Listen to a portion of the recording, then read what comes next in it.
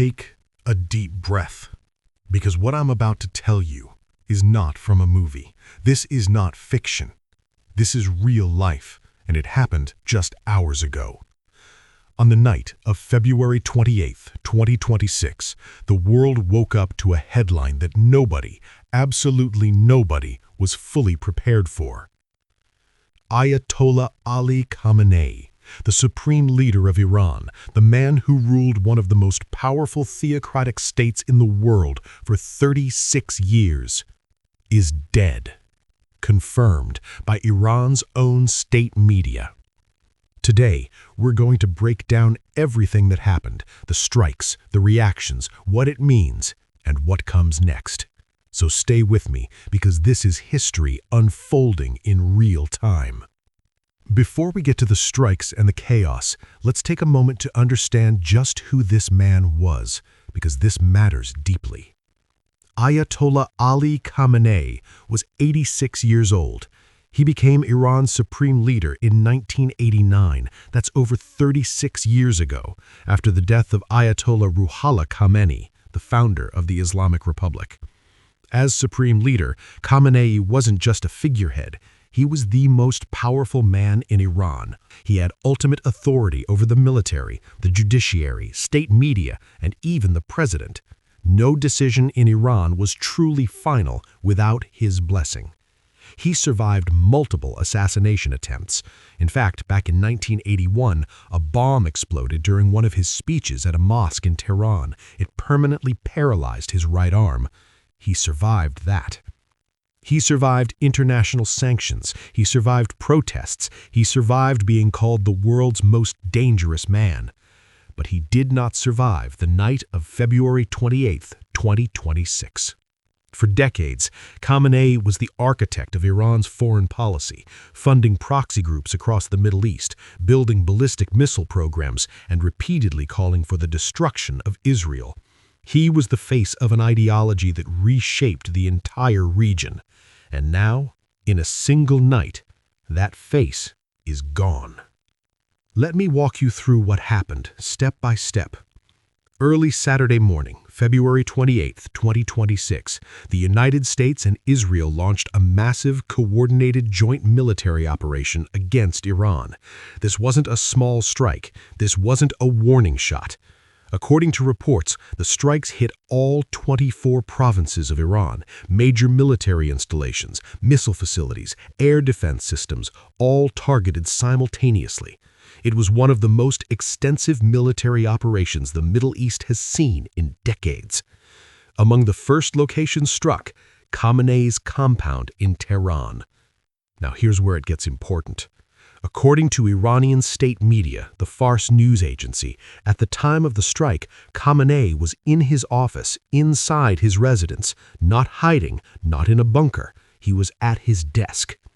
Iranian state media initially reported conflicting information. Some outlets said he was safe and sound. The Iranian foreign minister himself told NBC News, "As far as I know, he is alive." Iran's Tasnim and Mehr news agencies even claimed he was steadfast and firm in commanding the field. But then, hours later, Iranian state television confirmed the news the entire world was waiting for. Quoting from the semi-official Iranian news agency announcement, "It is announced to the martyr-nurturing people of Iran that Grand Ayatollah Khamenei, the supreme leader of the Islamic Revolution, was martyred in a joint attack by the criminal United States and the Zionist regime." Martyred. Iran's own media used the word martyred. That is the moment history changed. The Iranian government immediately announced 40 days of national mourning and 7 days of public holidays. And beyond Khamenei, the losses were catastrophic for the Iranian leadership. The Israeli military confirmed the deaths of 7 senior Iranian officials, including the head of the IRGC, General Mohammad Pakpour.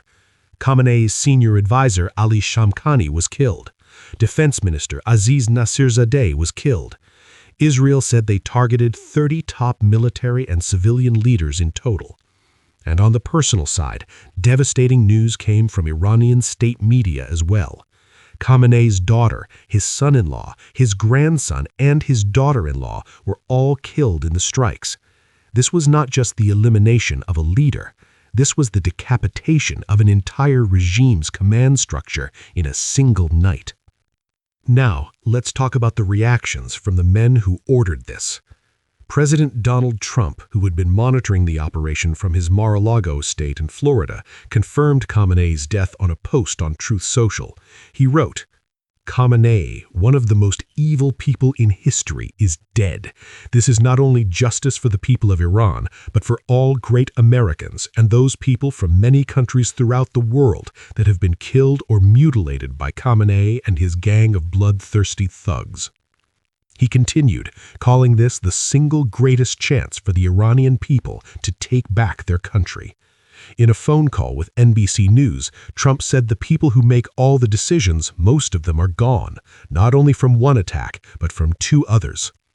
When asked who will lead Iran next, Trump responded with something that stunned the world.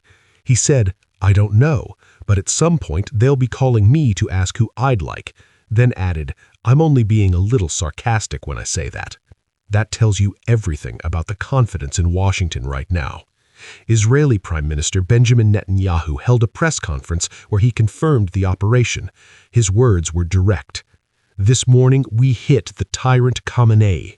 For 3 decades he has been sending terror with proxies and has made his people miserable. This tyrant no longer exists." Netanyahu confirmed that Israeli intelligence had located Khamenei's body and that a photograph of his body was shown to him personally. Think about that for a moment. The leader of Israel holding photographic confirmation of the death of Iran's supreme leader.